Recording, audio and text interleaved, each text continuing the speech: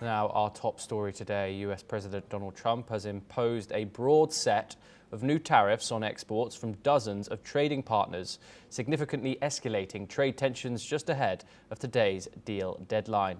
While most nations face higher tariffs, Australia was spared from the worst of the hikes. Trump maintained a minimum 10% tariff on Australian products, prompting Australian Trade Minister Don Farrell to note that the decision could make Australian exports more competitive in the US market. Here's what the Australian Trade Minister had to say. He confirmed that the tariff on Australian goods into the United States would remain at 10%. And that there would be no increase in the rate. He did indicate that there had been some pressure in the American system for an increase, but that President Trump had decided to maintain that 10%. I think this is a vindication for the Albanese government and particularly the Prime Minister in the cool and calm way that we have conducted diplomacy with the United States. What this decision means, in conjunction with all of the other changes to other countries, is that Australian products are now more competitive into the American market. Meanwhile, South Africa, facing a new 30% tariff, has warned that the decision could cost tens of thousands of jobs. In a statement, the South African presidency said it continues to engage the US government to negotiate more on reciprocal tariffs. Meanwhile, Norway's Trade Minister, Silje Marseth, has emphasized her government's intent to finalize a trade agreement with the United States, despite the new barriers. We're now joined by Peter Cardillo, who's a chief market economist at Spartan Capital Securities. He joins us live from New York. Peter, thank you very much for joining us as always. Peter, what are your thoughts about today's announcement? Now the deadline has passed to negotiate a trade deal, with most tariffs being imposed on the 7th of this new month. How do you think this is going to shake up global trade tensions?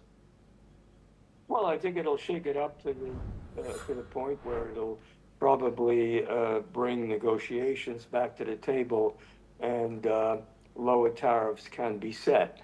I think this is, a way that Trump and a concern, and we see that with the markets today.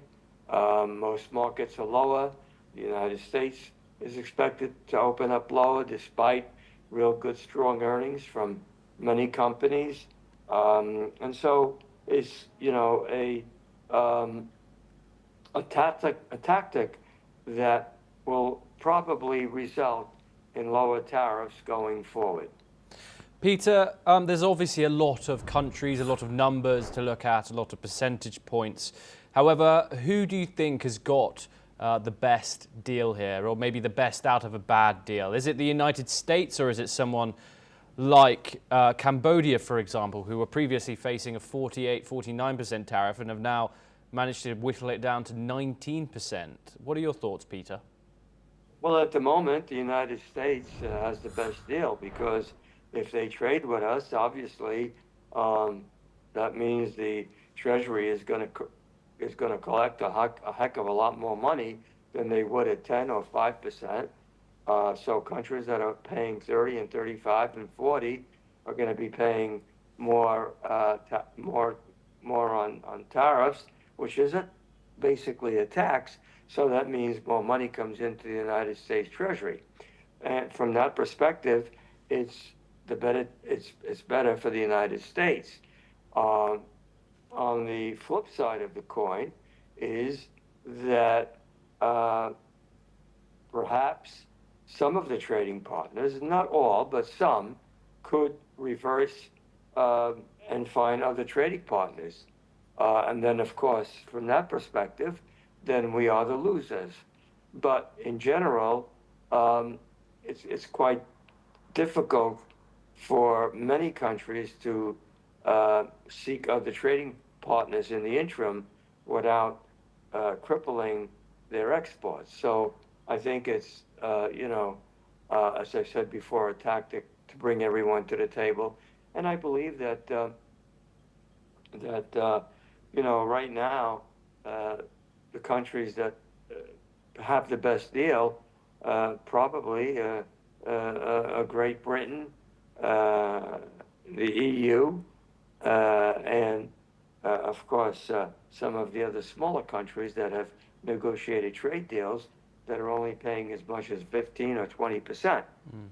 But others, of course, are going to suffer in the interim. But I think that should resolve in a positive way. Peter, there's a particular outlier here, and that being Brazil, whose tariff of 50% comes into force today. The United States has cited political instability and legal actions against former President Jair Bolsonaro for reasons for this increased tariff. However, Brazil is another reason why Brazil is an outlier, is it actually has a trade surplus with the United States, which is in contrast to the other countries who don't. What is your thoughts on how that country is going to react to this, and what actions do you think that they could possibly take, and how is it going to affect US and Brazilian trade?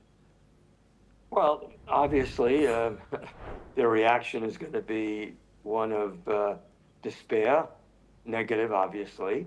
50% is a lot, and so no one is going to be happy. The Brazilians are not going to be happy with that. Will they retaliate? There's a good chance that they could. But again, I think it brings them to the table. So it's painful until they negotiate a deal at lower tariffs. Yes, Peter, thank you. Do stay with us. We now move on to more tariff news, where European Commission Chief Markos Šefčovič has welcomed the early